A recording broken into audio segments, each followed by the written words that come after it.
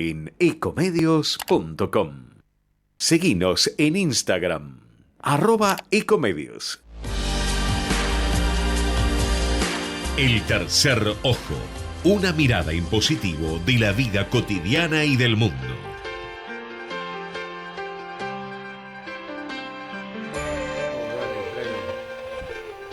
Muy pero muy bienvenidos, queridos oyentes. Le damos las muy buenas noches en esta edición número 452 del Tercer Ojo por Ecomedios AM 1220.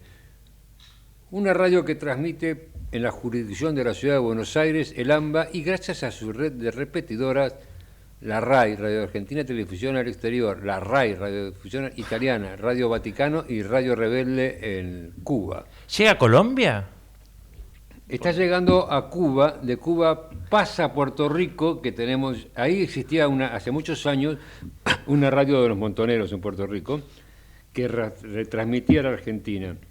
Me acuerdo que alguien que supo ser mi jefe en algunas instancias de actividades era el que lo operaba. Una cosa de loco. Mira.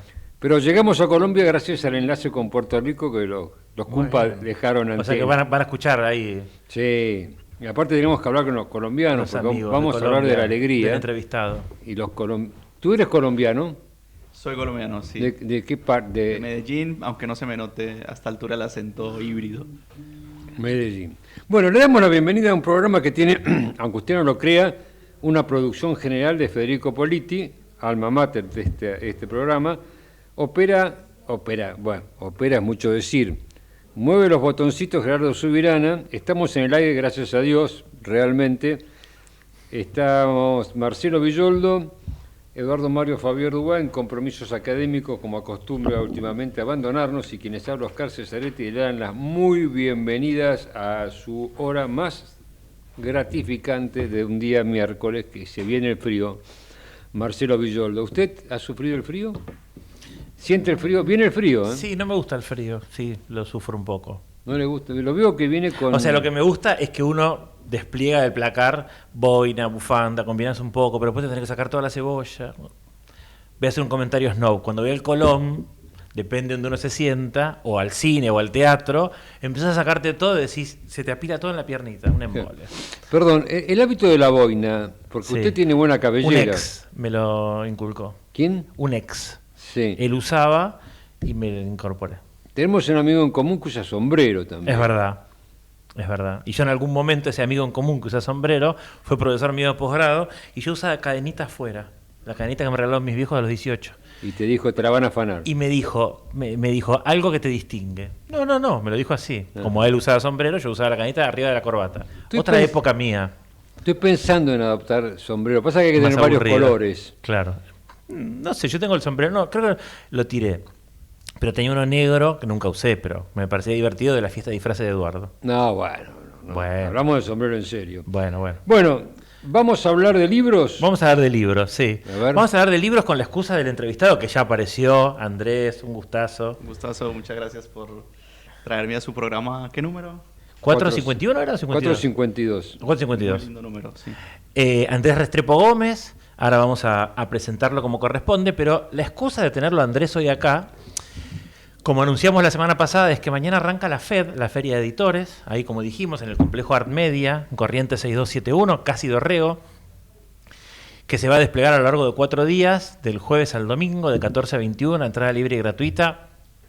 Entren a la página, van a ver información de todas las actividades, y va a estar Andrés mañana firmando libros, por ejemplo, en la editorial Barrett, que ahora vamos a hablar del libro que lo trae acá.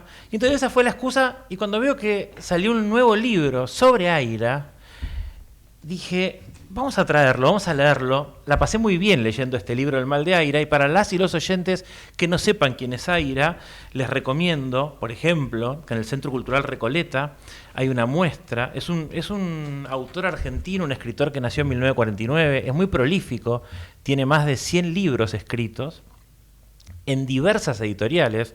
Habla de un poliamor acá, el alter ego del entrevistado en el libro, porque está en muchas. Por ejemplo, acá tenemos libros de distintas editoriales que uno dice qué bueno que no esté exclusivamente con una grande, como por ejemplo como Penguin. Decía, es uno de los autores más prolíficos y originales de la literatura contemporánea y la muestra tiene que ver por los 50 años de su primer libro, que él sacó en el 75. Y es una muestra de todas las tapas de los libros, menos el último, que lo vamos a recomendar hoy también, después de hablar con Andrés. Y bueno, y Andrés escribió un libro llamado El mal de Aira, pero quería contar algo.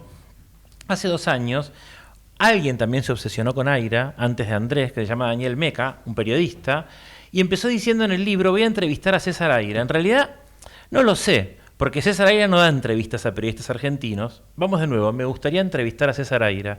Y en ese año, como en varios años que viene César Aira diciendo, ponemos platita para ver si gana el Nobel de Literatura, en ese año sale este libro y dice, vamos a crear un ejército de Airas para ganar la literatura. Casi al borde de Delirio. sí, de un gobierno de facto, de un mundo aireano nada más.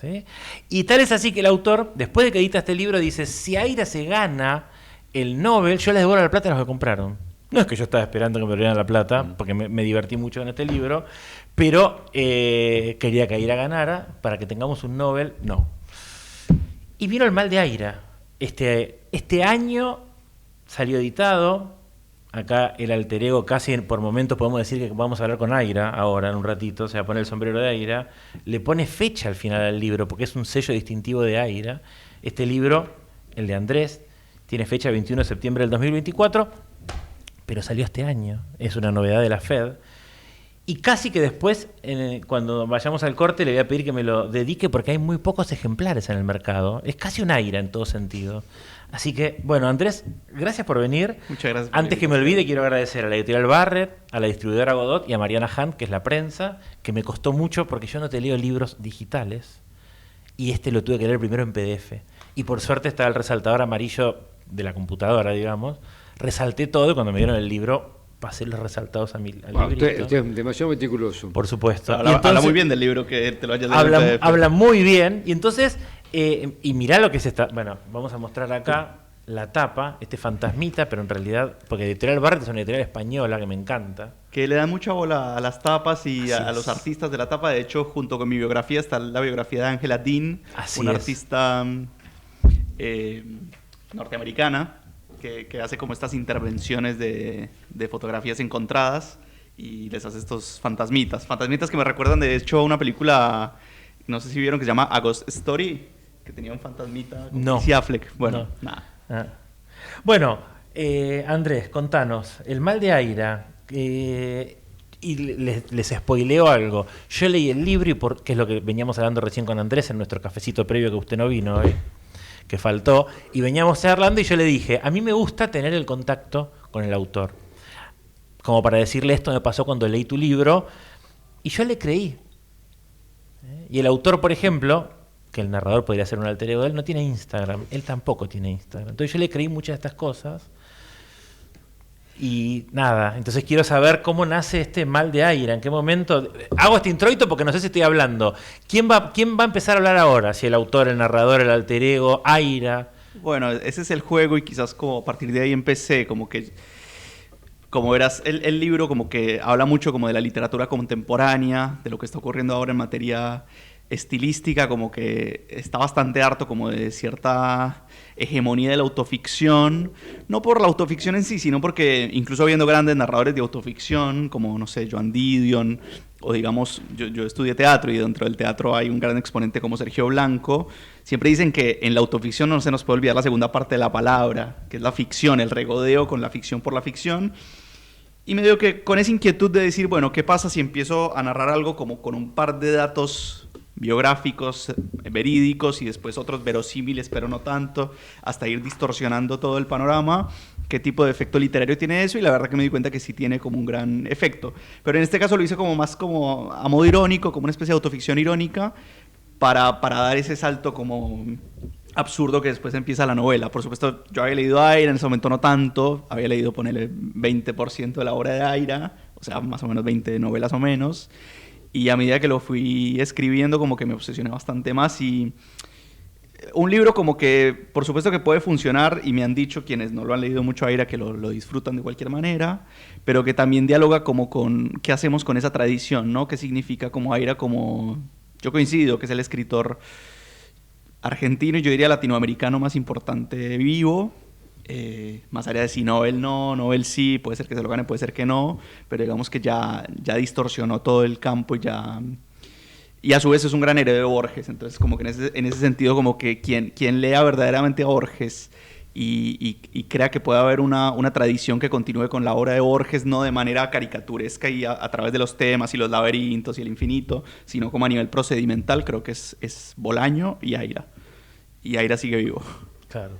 Bueno, y a diferencia del autor de Aira, del narrador de Aira o Muerte, este narrador empieza diciendo así: una vez Aira me respondió un mail. ¿Qué me dijo? ¿Qué le había escrito yo en primer lugar? ¿Cómo conseguí yo, aspirante a escritor colombiano, 28 años, el email de Aira?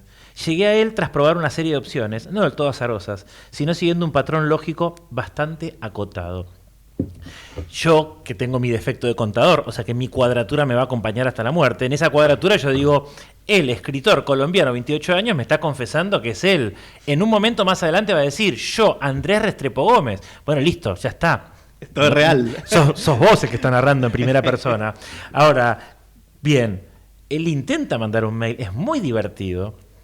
No sé, usted, que es grande, como... ¿De qué año es usted? Soy predigital.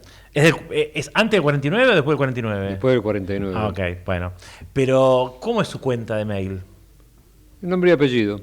Pues, mirá, Muy bien. Muy bien. Bien. Arroba. Oscar, Oscar arroba y el apellido. Dominio propio. Perfecto. ¿Usted tiene dominio propio? Esta no la probaste. Y Sí, al final. Al final. el como que... Es no, verdad. porque un poco ese fue el disparador de la novela. Como una especie de teoría. Aira es muy de las teorías, como que si lo han leído un poco, gran parte de la literatura de Aira se propulsa como por teorías absurdas que lleva a cabo. Como teorías, y si sos muy racional, de hecho te va a gustar mucho. Y entonces yo tenía esta teoría de que, no sé, alguna persona famosa alguna vez me llegó a dar su mail y me dio mucha gracia de que el mail de esa persona era su nombre. Así de sencillo, transparente. Entonces, la idea de este narrador es decir como de que la transparencia del mail es la gloria, es como la fama. Y entre más don nadie seas en la vida, tenés un mail más intrincado, porque cuando lo quisiste hacer ya existían otros homónimos con nombre y apellido y como que tuviste que poner un año, un nickname. Entonces, un poco la búsqueda de él es justamente así llega el mail de Aira, como probando una corta serie y acotada serie como de mails posibles, y un poco parte de la tragedia del narrador es no tener un mail auténtico, hasta que al final, bueno, descubre esto del dominio. Pero es una de las 1000 teorías, digamos, que la novela esboza, pero quizás sí fue el disparador. Para que se rían de mí. Yo compré que era él. Y entonces él dice, el narrador, que su mail es Andy, de Andrés, _Doinel, o Duanel, como se pronuncia en francés, el protagonista de los 400 golpes de Truffaut, .restrepo.gomes96 @gmail.com. imposible acordarte de eso. Entonces yo agarro, lo copio, como me dieron el PDF, lo copio, lo pongo en el mail y le pongo, qué interesante correo, asunto. Y le digo, no descubro si este correo es de Antoine Doinel, Jean-Pierre Lot, el nombre del actor, François Truffaut o Andrés Restrepo Gómez, punto suspensivo. Y yo esperaba que él me dijera jajaja, digo, quizás no se acordaba de mi nombre, que ya estábamos hablando. Al día siguiente me viene rechazado. No existe. Yo no había llegado hasta el final del libro, que en el final del libro dice que tiene otro mail. Bueno, etcétera. Tampoco existe, de Tampoco hecho. existe, pero me resultó divertido ese juego de decir, wow, estamos con una casilla de mail. Bueno, y él encuentra supuestamente el mail de Aira, que ahora te voy a preguntar a ver qué hay de cierto en eso, y en el mail de Aira inventan que un amigo de él que está en Colombia dice, che, mandale vos, decile que yo soy un representante en Buenos Aires, que lo vamos a invitar a la Feria del Libro. Mentira, porque no existía esa invitación, pero si llegan a decir que sí, vamos a conseguir plata para que venga. ¿Eso es verdad? El Ok, mail es me verdad, falta. los dos mails son verdad. Ah, ok. Eso es lo que más me gusta de este género, que como ya no me crees, o como que me crees lo más delirante y no me crees lo más básico que sí es real. Y sí, con Marvin Hay Santiago, una feria del libro en Bogotá. Bogotá y Medellín también en septiembre, se llama Fiesta del Libro. no teníamos ni los recursos para invitarlo, pero sabíamos que si él nos llegaba a decir que sí, era como un cheque abierto para conseguir algún tipo de subsidio. Pero sí, ese mensaje lo redactamos juntos, se lo mandamos y le respondió a Marvin y no me puso en copia, cosa que creo que un poco motivó la escritura de la novela. Ese texto es real, ese parrafito en el que él responde que declina la invitación, dice como varias cosas en muy pocos caracteres. Entre otras cosas dices que estaba pasando por un mal momento, no sé, como que empiezan a especular sobre lo que les dijo Aira, pero eso sí fue real, eso sí fue copiado y pegado. Igual yo tendría que haber avanzado en la novela porque la novela dice el alter ego, están obligados a creerme si desean continuar. Ahí te estoy diciendo, bueno, ok, te voy creyendo. 50 páginas más adelante, pido al lector que desconfíe de cualquier artimaña ficcional antes expuesta, menos de este dato milagroso. Aparentemente él vivió donde estuvo Duchamp cuando estuvo en la Argentina. A menudo parece que olvidamos que la verdadera intensidad y el goce supremo de la literatura residen en el proceso de dejar de ser nosotros mismos, en ser nosotros, por un rato.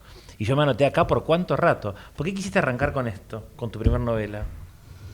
Con un no ser vos, o jugar con nosotros. Porque creo, eso que leíste es exactamente como el ars poética o el ars narrativa, o casi que el ars artística de cualquier cosa en la que yo me proponga en cuanto a la ficción. Creo que el verdadero placer está ahí, tanto como lectores, como espectadores, el poder empatizar como con otros mundos, con otras vidas que no son las nuestras y por lo tanto no nos implican tanto a nivel emocional, pero sí nos logra conmover y atravesar.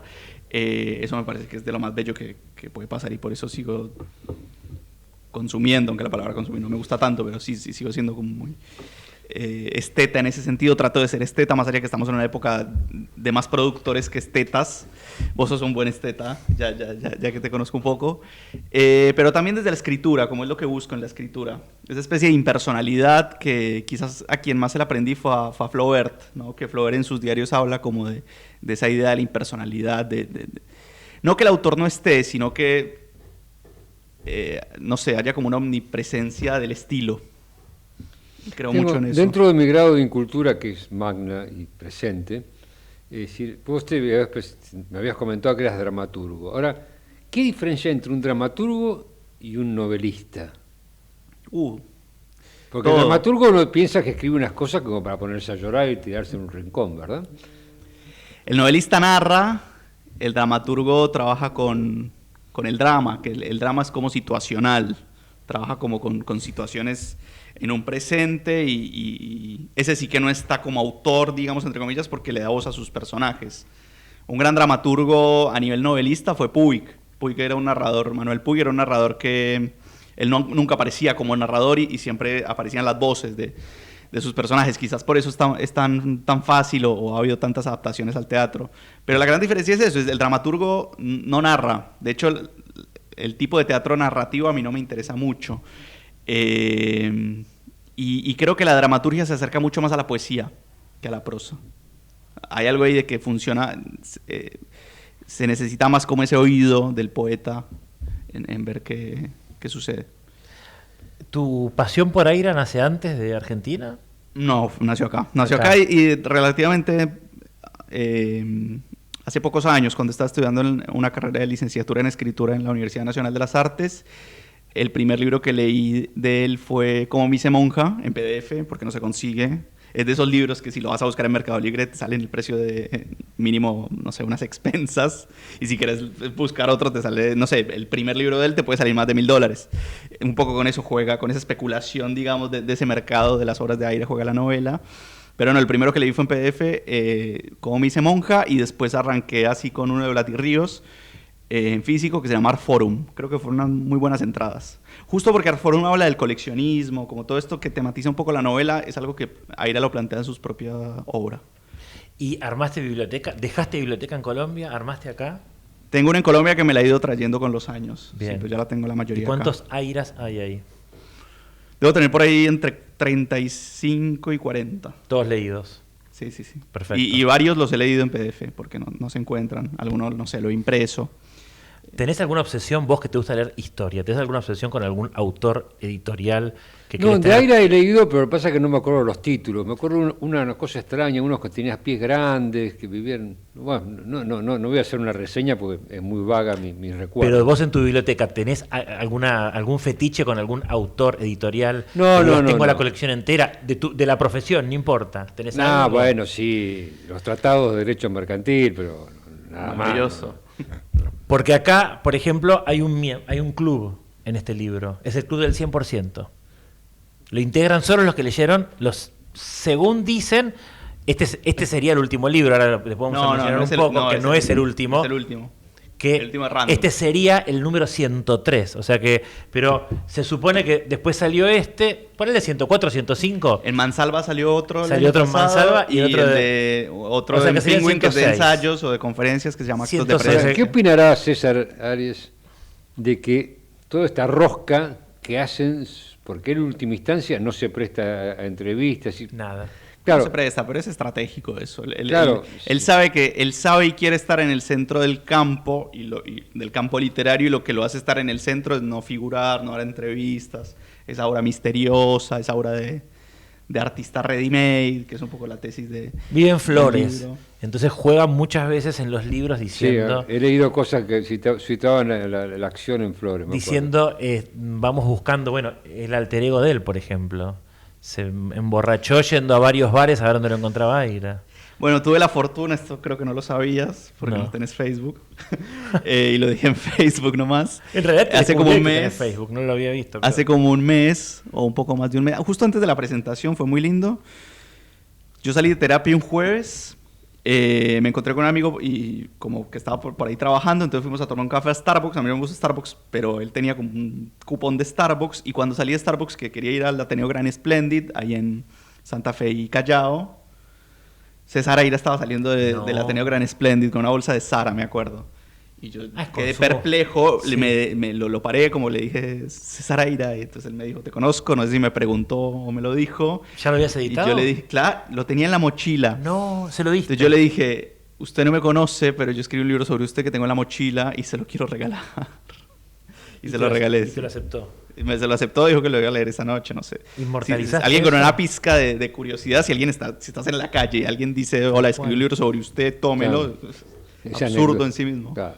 ¿Inmortalizaste eso en una selfie, no? No me dejó. No hubiera hecho una selfie Ah, igual. no te dejó. Pero le dije si le podía tomar una foto con el libro, dijo que no, que porque circulaba. Ok. Esa camiseta Entendido. de que ¿De Colombia? era de Colombia. Sí, de la selección colombiana. Muy bien. Son muy duros los colombianos jugando al fútbol. Ajá. No, Duros de... No, juegan bien. Ah, sí. Desconozco. No es mi, Bueno, no es mi campo. yo tengo pero bueno. poca cultura, pero por ejemplo, yo cada vez que veo un colombiano le digo Santa Marta. Porque es como si yo se dijera Bariloche. Claro, no, porque había una muy vieja cumbia, Santa Marta tiene tren, pero no tiene tranvía. Ajá. Viejísima. No. Ok, la otra. Entonces, cuando yo voy a Santa Marta con mi mujer, paso estaban las vías del tren. Por supuesto, tenemos una diferencia importante de edad, entonces ella no tenía ni idea de la cumbia de Santa Marta, como vos, obviamente, gente más joven. Pero lo más importante es que en Santa Marta, los apartamentos que te alquilan, que está lleno, no tienen agua caliente, Ajá. porque la temperatura para ellos es cálida. Los hoteles sí, pero entonces, claro, alquilamos un departamento, el agua sale natural, y para nosotros esa temperatura del agua natural en Santa Marta es agua fría para nuestra costumbre. Sí, suele Pero pasar. lindo lugar Santa Marta ha estado. ¿Y dónde le pusiste el límite a medida que ibas escribiendo? Porque el alter ego se va obsesionando, Claro. porque no le alcanza con que le haya respondido eso a Aira, sino que quiere algo más, y entonces se le ocurre abrir un restaurante llamado Buenos Aires, Es un donde vos vas a chiste muy poder malo. pedirte, claro, donde vas a tener más de 100 platos para elegir. En un momento dice, bueno, voy a hacer un Aira, voy a escribir un libro, pero se van a dar cuenta que no soy yo. Va a buscarlo a los bares de Flores. En un momento quiere encarnar a Duchamp, que es esto que les leí recién en ese fragmentito. ¿Dónde está el límite de esto, de lo que vos ibas escribiendo? ¿Cuánto tiempo te llevó esto? Mira, o podías seguir delirando. Mañana empieza la FED. Sí. El libro se empezó a escribir exactamente al inicio de la FED. Del año pasado. El año pasado. Entonces, exactamente hace un año estaba escribiéndolo. Yo estaba yendo a la FED en bicicleta. Ir en bicicleta a la FED es medio difícil porque como no puedes ir por Corrientes, porque Corrientes viene al lado de acá. No sé, como que me perdí y en ese perderme empecé a hilar unas ideas, unas notas sueltas que tenía como sobre... No sobre Aira, sino como esto del mail. Y como que ahí uní esta tesis del mail con lo de Aira y la empecé a escribir como muy encarnizado. Realmente en el transcurso de mes y medio, yo estaba como muy tomado por esa novela y como que por primera vez siento, y quizás esto cambió mi escritura, yo ya había escrito otra novela que todavía permanece inédita, pero me gustó que esta sea como la primera porque creo que va a determinar un poco las siguientes, como alrededor de esta tradición o de este matar a este padre. Pero creo que la primera vez que empecé a escribir con el inconsciente, como dejar ir las asociaciones, como con una escritura realmente muy veloz, pero que al mismo tiempo me permita estructurar algo. Entonces yo creo que en ese en ese tirar entre el inconsciente y cierta estructura, yo sobre todo porque vengo de la escritura de guiones, que siempre como que te obliga a ser muy esquemático como con una estructura dramática, quizás eso me permitió estar como en este flujo de conciencia muy arrebatado, pero ir teniendo como unos puntos importantes y creo que fue el final lo que me permitió encontrar esa cadencia y ese giro, ¿no? Como el final... Quizás el final de lo que más me gusta de la novela porque es lo menos airano. Aira suele terminar sus novelas como a la carrera, como de mala gana, como me aburrí, chao, corto. Y acá como que siento que fue lo que más me costó y siento que es lo que cierra de manera más, no sé, más bonita, pero también más conceptual. Vos no quiero arruinar el final, pero vos que la leíste como que sabes a qué escena me refiero. Y también como este tema de los títulos de esas novelas apócrifas que le inventó Aira. Que sería genial si realmente... Eso sería lo más hermoso, creo que... Aira algún día eso es como lo más conceptual de la novela, como que el narrador diga como en unos años César Aira va a escribir las novelas que yo le inventé. Como eso es verdaderamente la gloria, no tener la gloria de tu maestro, sino haber torcido el destino y afectado como el corazón de su sensibilidad. ¿Tuviste devolución de él? No, por supuesto que no. Yo le Bienvenido, Edu. Buenas tardes a todos. Buenas tardes, perdón por llegar a esta hora. ¿Aira tiene la estatura como poder aspirar a un Nobel? Por supuesto, es de los grandes candidateados de todos los años. Es más, hace poco un periodista como noruego que siempre hace como predicciones, no siempre atina, pero siempre está muy cerquita como de los que suelen ser, lo puso este año como uno de los favoritos. Sí, todos los años. No digo que vaya a ser porque... No es fácil. No, y el Nobel como que trabaja muy como con la agenda, es muy políticamente correcto el Nobel, ¿no? Como claro. El año pasado tenía que ser una mujer asiática, tal. Sí. Pero bueno, en ese ciclo le va a tocar a un latinoamericano en algún momento. Sí. Creo que el último fue a Argentina no le tocó nunca. No le tocó con Borges, con Borges, así que bueno. Pero sí, bueno. es de los... No se le... Como que en el nicho se le conoce mucho, pero no es tan popular, claro, Aira. Pero sí, cierto. es absolutamente relevante. Es cierto, sí, es más de nicho, es verdad. Es verdad, más que de nicho, sí. Yo te quería hacer una última pregunta, que es, porque hice algo que tampoco hago nunca, además de no leer en PDF. Como para mí leer en PDF es computadora, no es celular, no es tablet, que no tengo ebook, nada. Y la semana pasada se anunció Medife, la Fundación Medife, una vez al año lo que hace es elegir de una cantidad de libros que se postulan, sacan una lista larga de 10 libros, después sacan una lista corta de 5 y sale un ganador de un premio en pesos, lo que se llama Filba Medife, Festival Internacional de Literatura de Buenos Aires, junto con la Fundación Medife. Y justo sale en la lista larga este libro llamado En el Pensamiento, que yo ya lo había visto porque ganó el premio Formentor. Y el premio Formentor, ya que mencionaste Edu a Borges, lo ganaron 3 argentinos antes de César Aira: Borges, Piglia y Mangel. Perdón, el Formentor. No, el Finestre ganó este. Pero bueno, ya que te le dije el otro que también. Y dije, bueno, voy a leerlo. Y lo iba leyendo en paralelo. Yo iba leyendo esto y aparece En el Pensamiento acá. Y En el Pensamiento es para el alter ego el libro que se supone que no va a leer nunca hasta la muerte, pero le da un carácter de mercancía. El Pensamiento, no sé si saben dónde queda El Pensamiento. No. Es un pueblito chiquito del partido Coronel Pringles. El Nación Coronel Pringles. Se llama El Pensamiento. El Pensamiento. Pueblo. Es la estación de tren El Pensamiento. Y hay que investigar el origen del nombre. Cuando googleo, ¿cuántos habitantes tiene hoy El Pensamiento? 425. 20. Bueno, ya te lo dije la respuesta. 4. Bueno.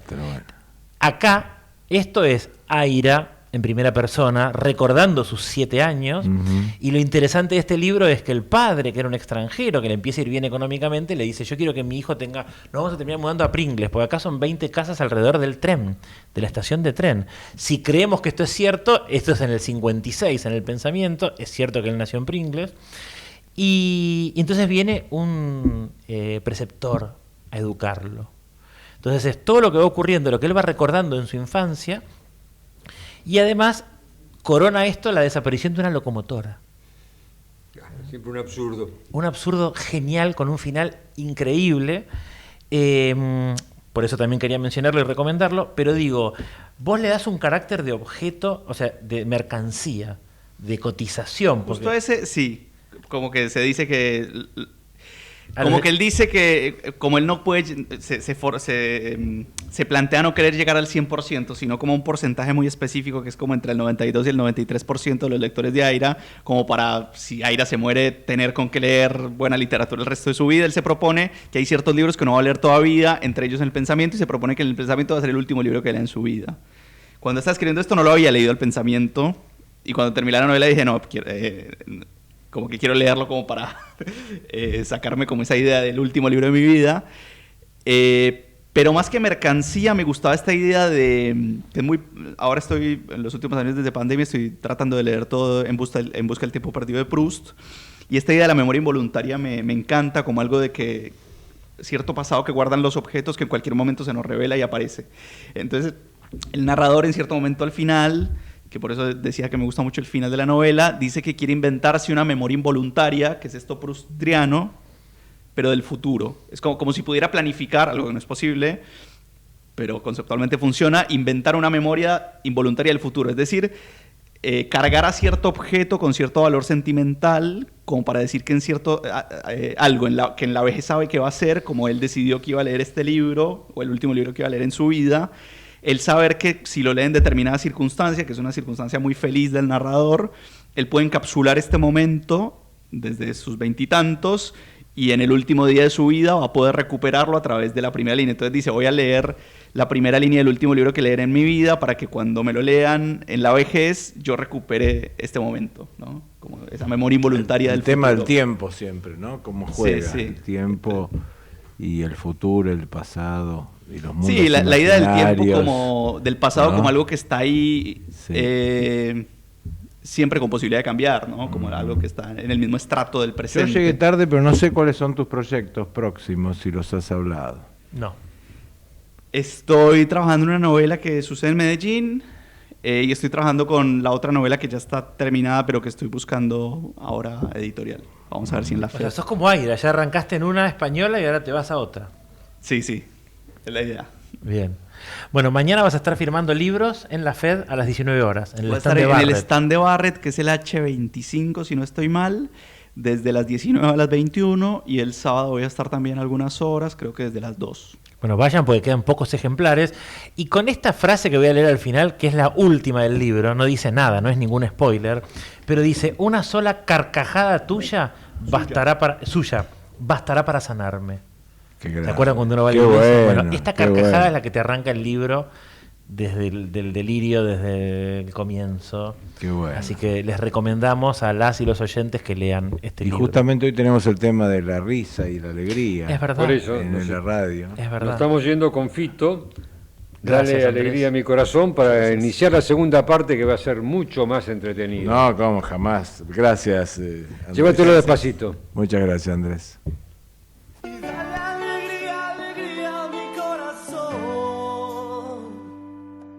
Es lo único que te pido, al menos hoy. Y dale alegría, alegría a mi corazón. Afuera se irá la pena y el dolor. Y ya verás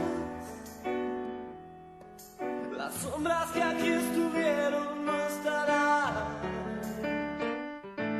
Y ya verás.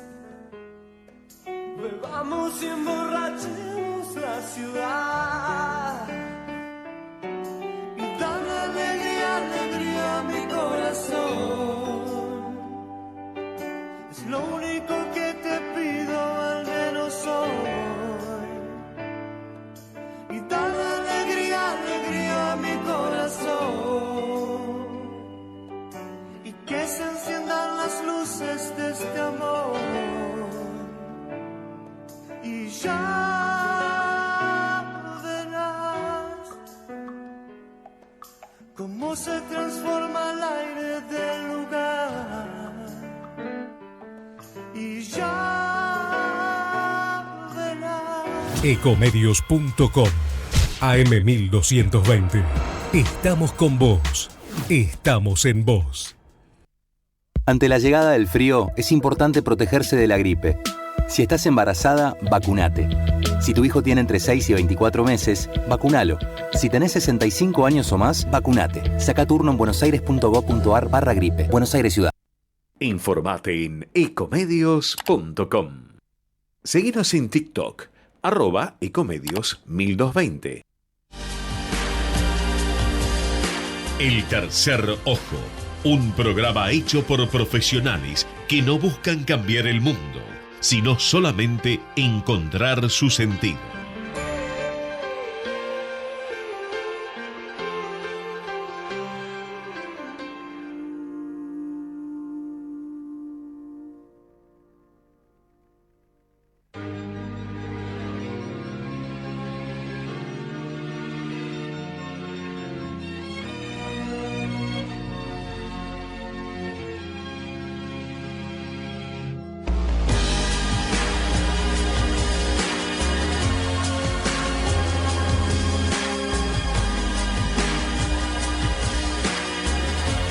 Muy bien, adelante escribano con la segunda parte. Llegó Eduardo Mario Fabier, parte fundamental de este programa, que nos va a hacer una entrega de su estudio, visita al Castel Sant'Angelo. Famoso verlo de afuera y poca gente realmente ingresó. Dame tu experiencia, Eduardo. Bueno, mi experiencia, te cuento, una mañana en Roma y calculo que era 18 de julio.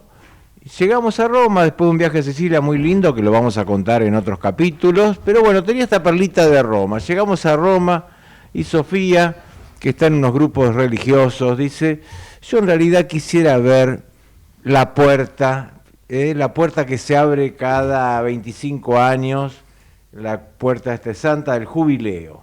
Mira. Bueno, decimos, está bien. Ella miró por internet y le dijeron, mira, esta puerta del jubileo conviene temprano, hay mucha gente, creo que abre tipo 7, así que, u 8, hay que estar 7 de la mañana. Bueno, levantamos temprano, estábamos destruidos de haber viajado por Sicilia, fuimos temprano allá y unas colas infernales de jóvenes. Dijimos, bueno, nos ponemos en la fila, no había más remedio. Nos ponemos en la fila y dijimos, ¿con qué grupo vamos? Y encontramos gente con la camiseta del Inter Miami. No. Y eran jóvenes de una universidad de Miami, de Florida, que, por supuesto religiosos, iban ahí a peregrinar, y la camiseta decía Leo 14. Yo digo, bueno, por Lionel será número 14, luego nos dimos cuenta que era por el Papa León, claro, y porque es León 14, claro. Bueno, eso fue un poco entretenido. Seguimos en la cola y luego nos pasamos a un grupo de mexicanos. Y el grupo de mexicanos había un curita muy joven, y bueno, nos ponemos a charlar y yo le pregunto esas cosas del tercer ojo.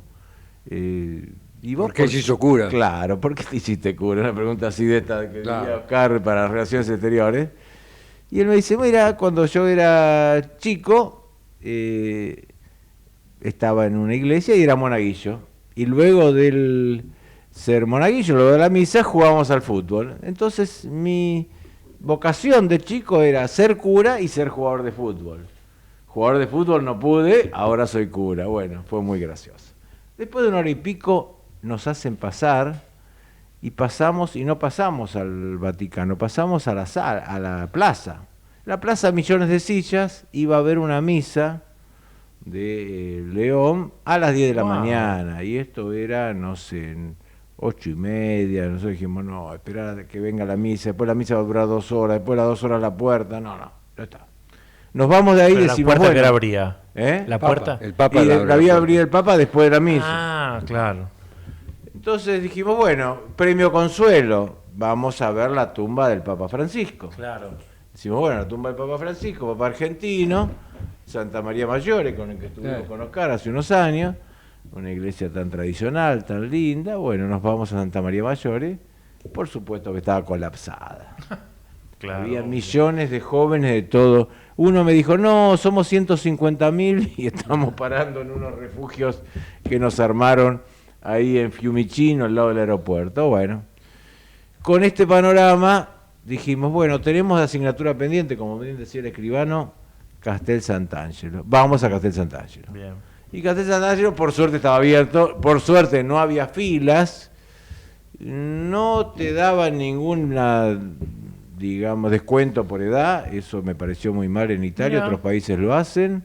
Y bueno, y acá vamos a ver que el castillo, ahora lo que estamos viendo, para los que lo están mirando y los que lo van a ver después, es esa vista tan linda de Roma, de los montes. Ahí tenemos Vittorio Emanuel, luego vamos a ver, bueno, el Vaticano.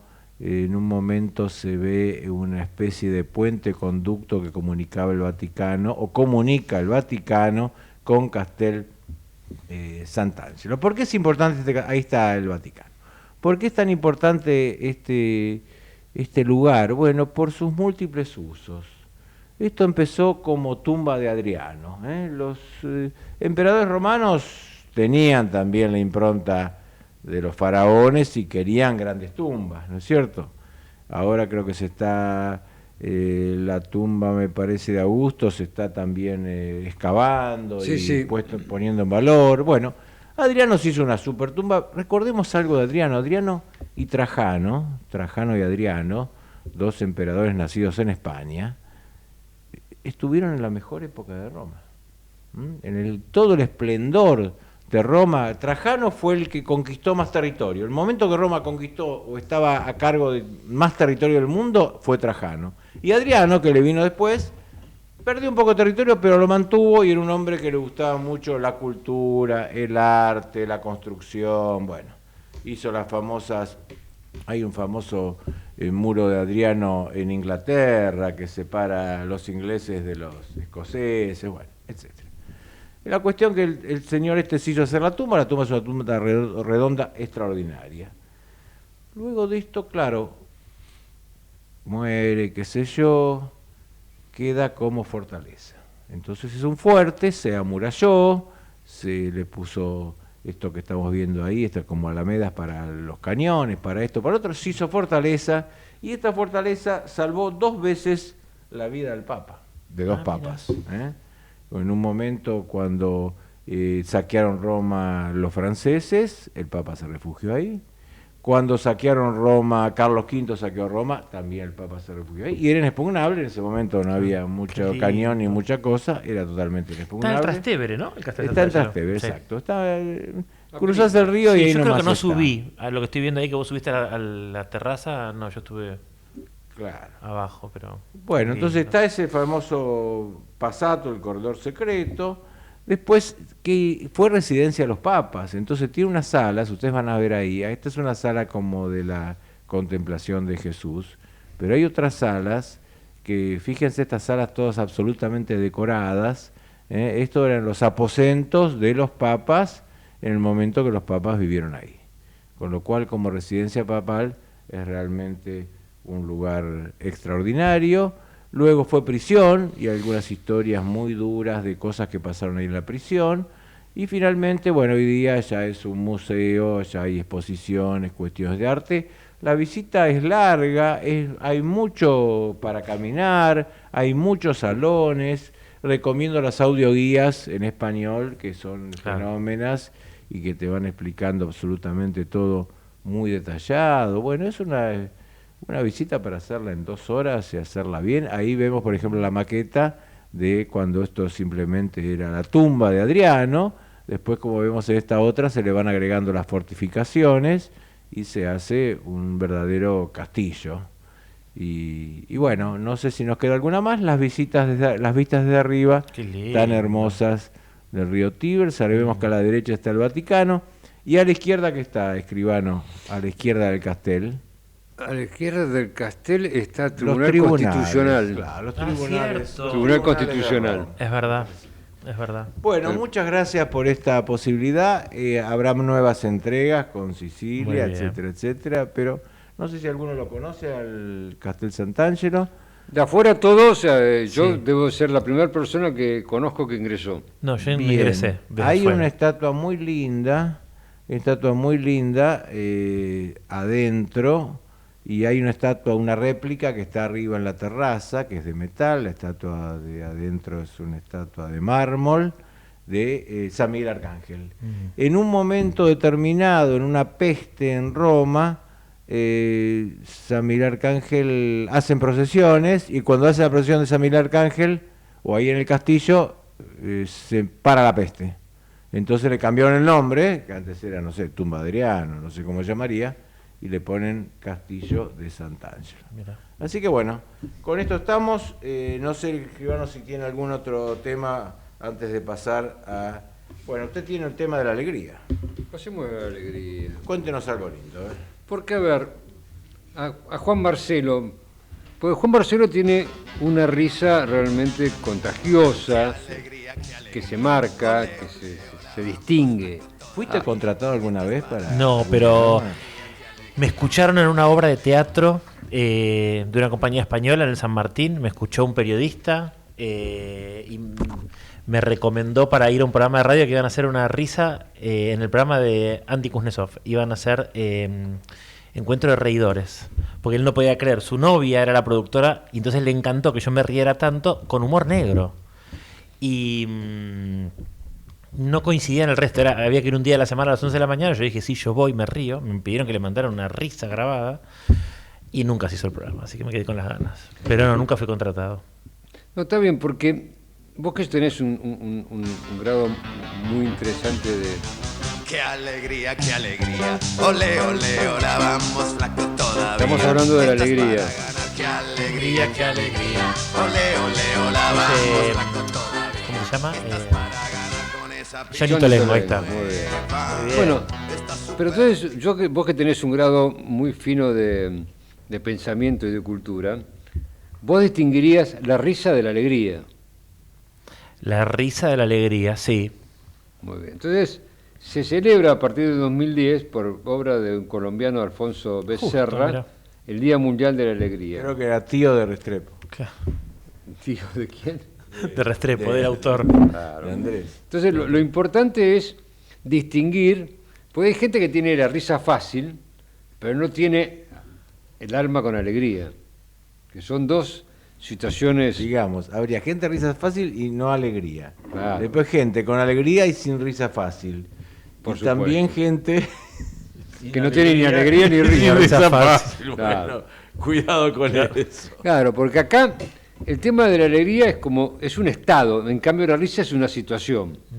¿Te das cuenta? Entonces la alegría es un estado, lo cual, entre uno de esos primeros elementos que nosotros trabajamos en San Pacho University, es, al margen que ahora vamos a citar algunos de autores académicos, es fundamentalmente la capacidad para el ocio creativo.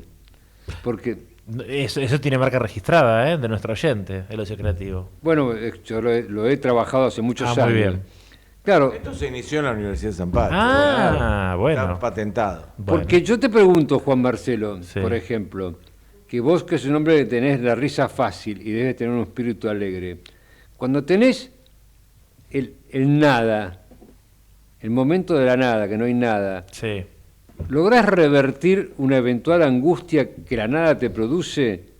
No me angustia la nada, pero supongo que sí, que la revertiría con un tenés pensamiento alegre. Porque tenés capacidad Sí. de ser alegre. Entonces, Sí. la alegría es un estado que todos los días...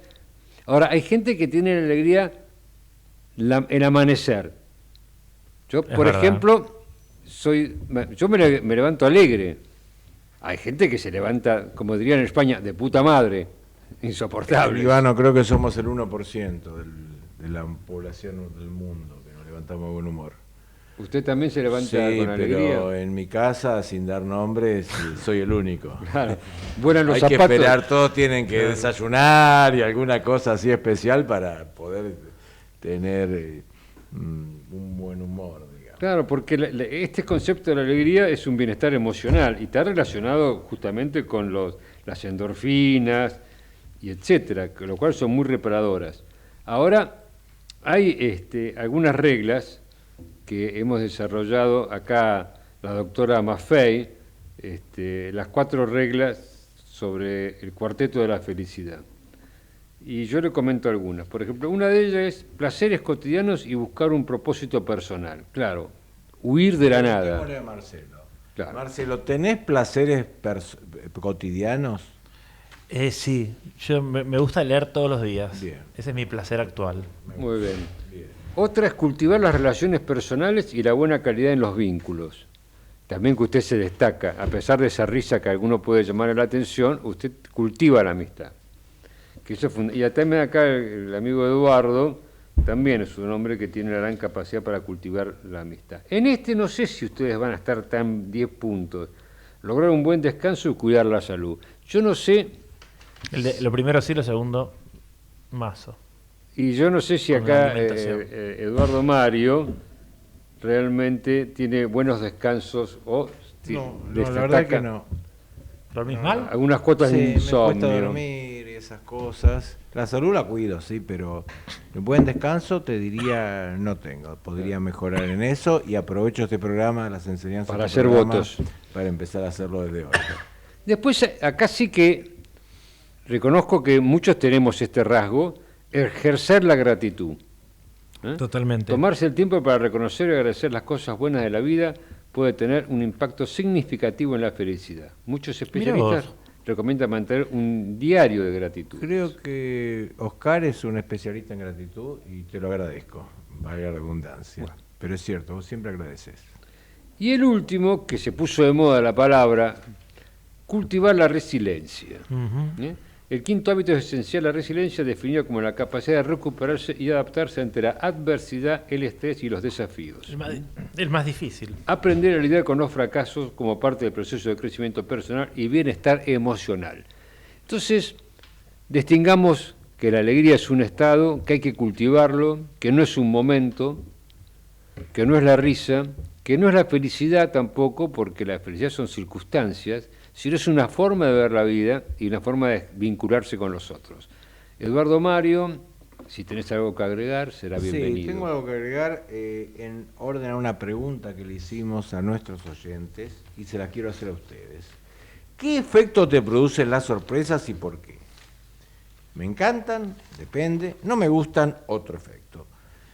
Marcelo Vilioldo, ¿qué efecto te producen las sorpresas? Me encantan, pero cuando leí la pregunta dije, tengo que ser honesto, me encantan, pero si la sorpresa me sorprende doblemente, no puedo dibujarte con la cara y decir, "Ah", y quizás te digo, porque digo, me encantan que me hagan sorpresas, pero después quiero que me guste lo que la sorpresa. Habría como 2 pasos en la sorpresa. Claro, quizás la sorpresa, y luego claro, la quizás evaluación de lo quizás que decís, pasa. y decís, ¿y esto para qué sirve? Ajá. Digo si es material la sorpresa, Bien, quizás la sorpresa es un beso. Generalmente es una fiesta. No, la fiesta me encanta, pero digo, no, Habitual. quizás algo material que decís, sí, bueno. ¿Vos, Oscar? Sí, pero yo tengo una falla de expresividad. Capaz que aquel que se mata por dar una sorpresa, yo no reconozco que no lo No lo expresás, pero, no lo expreso pero con- te encanta Sí, secretamente. secretamente. He aprendido a valorar el gesto más que la cosa, obviamente. Ahora sí, eso es importante. Bien, eso es re importante. Sí, claro. Bueno, pregúnteme a mí.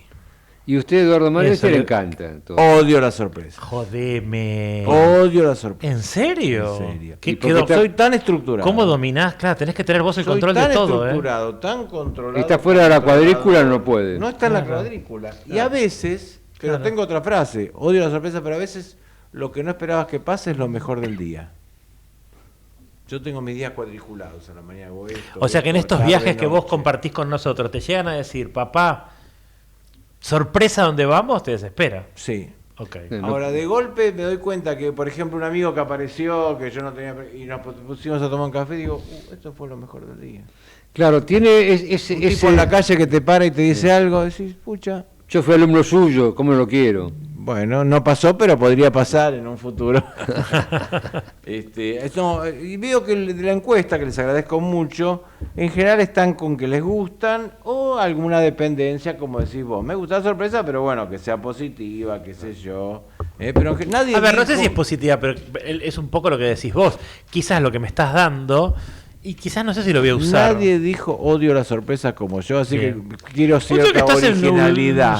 claro, super minoría estás. Sí, súper Pero somos estructurado, inclusivos en pero este programa, Estamos así que trabajando en te eso. Bueno, queremos. vamos a despedirnos con una frase. Vos, Marcelo, la vas a decir. ¿Con qué frase te despedís? ¿Con qué frase? Me gusta siempre, bueno, sean agradecidos. La verdad que me gusta esto que destacaste de Oscar. Sean agradecidos con todo lo que la vida nos da. Y por supuesto siempre el consejo, a mí me da alegría leer, lean, consuman arte, consuman cultura, que es tan importante en un mundo como el que estamos, que parece un privilegio eso, pero bueno. Y por supuesto lean el libro del autor que vino hoy, El mal de aire, de Andrés Restrepo Gómez. Y para la semana que viene, La Perlita, vamos a hablar del arqueólogo, que va a ser una recomendación para Yadela. Qué bueno, gracias. ¿Tu reflexión, Oscar? No, lo mío es mucho más mundano. Buena cena, disfruten, descansen. Mañana va a llover, lleven paraguas. Uy, qué amargo. No, por que favor, sos. por favor. Bueno, yo los llamo a la alegría, tratemos todos de vivir con alegría y sobre todo despertarnos contentos, que Ay, no es sí, tan fácil. tal cual. Bueno, gracias, buena cena y nos vamos con... ¿Qué es que nos vamos, escribano? No me fijé, ya me levanté de la Bueno, Con- San Cayetano, sí, de mañana. Peteo Ah, que es Carvajal, mañana. porque mañana es el patrono del pan, trabajo y providencia. Vamos, San Cayetano. Gracias, señor operador.